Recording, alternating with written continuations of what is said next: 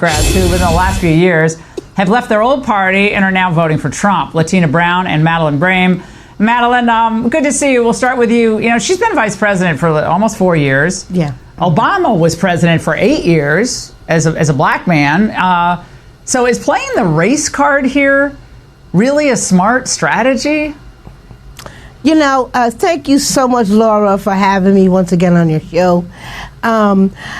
It is absolutely the most silliest thing that they could possibly do, because most African Americans know that the illegals' benefit card is worth more than our worthless black card.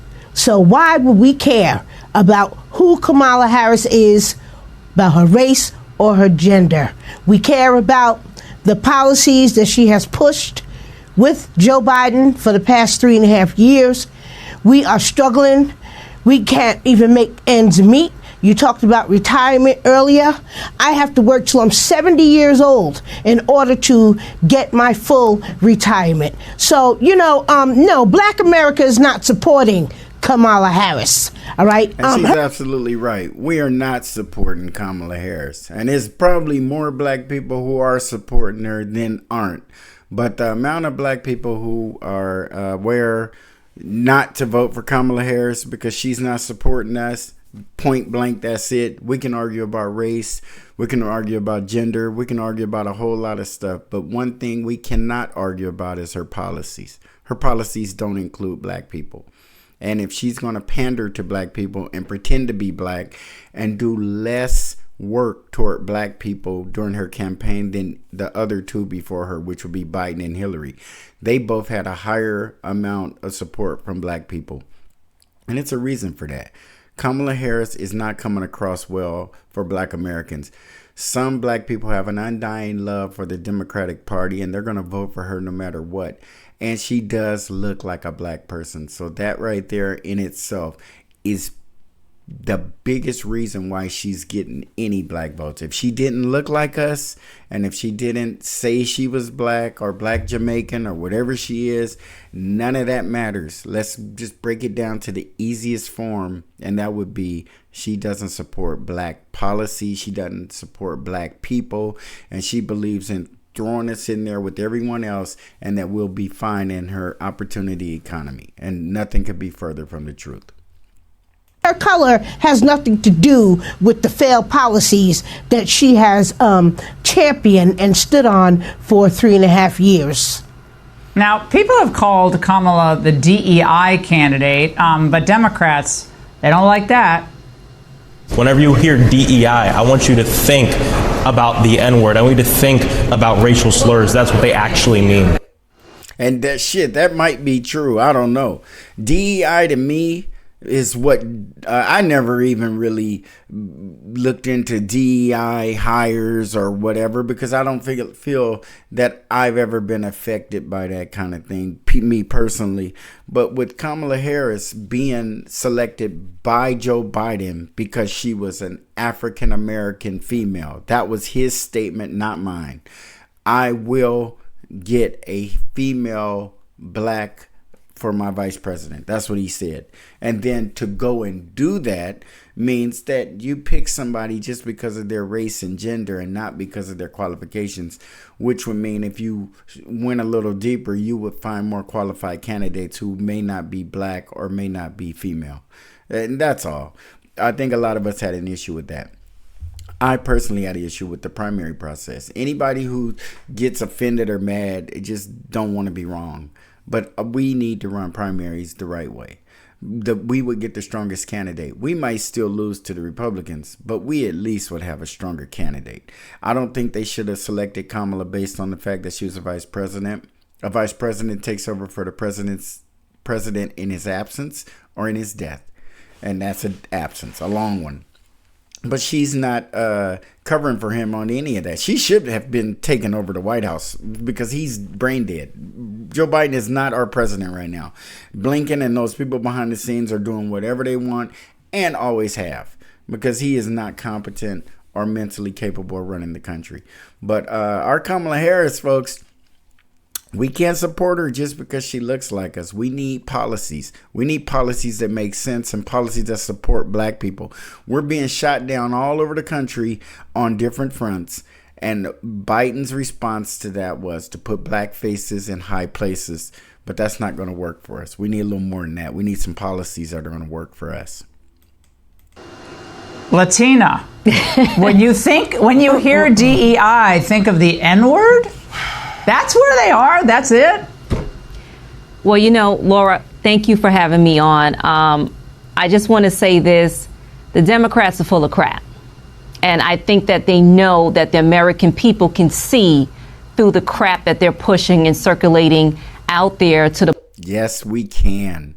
We see it clearly, like 2020. But we also see the shit that Trump is doing. 2020 vision. This country is in a very bad place. If you have Donald Trump and Kamala Harris to pick from, and you're getting tears in your eyes fighting and arguing with people because they don't agree with you, either one you pick, then you need to really calm down there, relax. They're both terrible candidates. If you can accept that fact, then we can have a conversation. They're both horrible candidates. They're like the worst. He is a open and known liar. And he still got a whole bunch of people who got love for him. And he had open love in 2016 when he beat Hillary. He has that same love and that same support. It's about where it's always been. It ain't going nowhere. Kamala, on the other hand, we remain to see. She ran in 2020 with no black support. Zero. I think 1 or 2%. So you keep that in mind. And why are black people so drawn to her right now? Because she looks like them and because they hate Trump. That's not a reason to elect a president. Let's do some research. Let's uncover some things that need to be uncovered. Find out who Kamala Harris really is and then vote accordingly. And Donald Trump is not in most people's radar or on most people's radar. He ain't damn sure ain't on mine. I am voting for Cornel West. I know he has a black agenda. I know that some of the things that he agrees with, I don't. But overall, I believe that he is a person who has my interests at heart as opposed to the other two. Black community. If anything, the Democrats, they're the ones who are sowing division in the community, in this country. They're not about uniting everyone together. They're damn sure not. And I think that is very irresponsible for Kamala and Hillary and everybody else and the news pundits to get on there and continue to talk about the democracy being in jeopardy. The democracy, if Trump wins, being gone. Like, some people really believe that we will have something here that doesn't look like what we have right now. And it's very scary. And it may make some people want to take a candidate like that out, unalive him or whatever you want to call it. But we have folks who are on that level when you start talking about their democracy and their country and the things that they love. So you got to be careful with the rhetoric. I mean, if you really are just using that rhetoric just to incite people to get violent or upset or take assassination attempts at your opponent, then yeah, I guess keep it up. But if you want to be responsible, why don't you start talking more about your policies and more about the positive things that you offer us as opposed to this horrible man that we already know. I don't think it's very much about him we don't know. And it's looked at so different than other candidates. He's looked at as a racist more than Biden, and he's no more racist than Biden. They're about the same. Biden has policies in his record that have harmed a generation of our people. And anybody who wants to tell me what he's done in his career that balances that out. What has Biden done in his career that's balanced out the crime bill? That has made him like not even be looked at for that because he's done something that has superseded that in the positive. And nothing. He is not going to go down in history as one of the best presidents if you look at the entire country. I don't know what they judge him by, but a lot of presidents that they have high words for, I don't, but I have to look at my life personally and how it fits into my life and not what other people like or want to win. So it's an argument that people want to be right. And if you're going for Kamala Harris, you're not going to be right this time. The country is not ready for a black female president. They're not. and they never will be. As if this country will never be. We are a racist country fundamentally. And if we get a female black president in office, she will be pushing white male agendas, white male beliefs, white male ideas. Because this is a white male country. She will not get in there and do what a black woman would like to do. She has to cooperate. And she has had to cooperate up to this point, or she wouldn't even be where she is. So if you guys think some black woman's going to get in there and change the world to what a woman would, it's not going to happen. This is the United States of America, and she's going to continue carrying the water for the Democratic Party and the United States government. That's just a fact.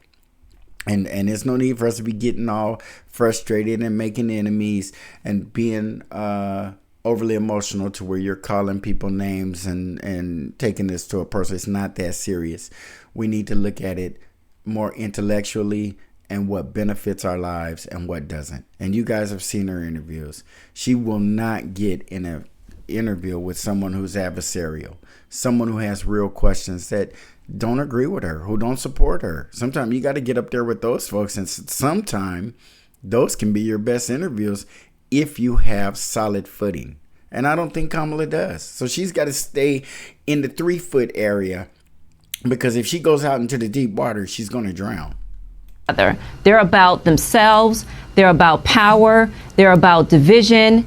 They have their own agenda in place. And this thing has been in the works for years. It's just that now it's coming to light, and people are starting to wake up. They're opening up their eyes. And I'm going to tell you something. The black community, we will not support her. Nope. You know, they can try to race bait us. Nope. They can try to push the gender agenda in our community. And speaking of that, Latina, speaking of that, I got a place, because they're starting this pressure campaign for any black person or minority who is not considering voting for Kamala. You're going to look real crazy being on the other side of that line, particularly as a person of color. But really as anyone who claims to have any connection to the culture. You're going to look real weird and real lonely on that side.